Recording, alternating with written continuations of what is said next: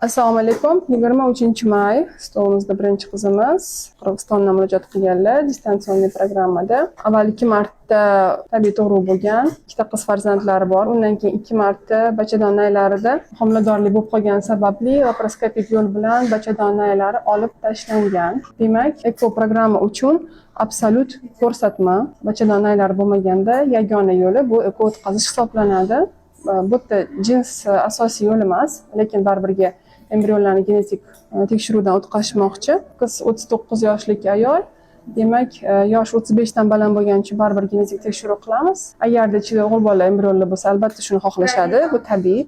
Agarda sog'lom qizlar bo'lsa, sog'lom qizlarni ham ekib ularga ham yana bir bora ona bo'lish nasib qilishini tilab qolamiz. Bugungi patsiyentimizda 10 ta tuxum hujayra olindi va uni ko'rsanglar bo'ladi. 10 ta tuxum hujayramiz va bularni tozalaymiz. So'ngra sifatini baholab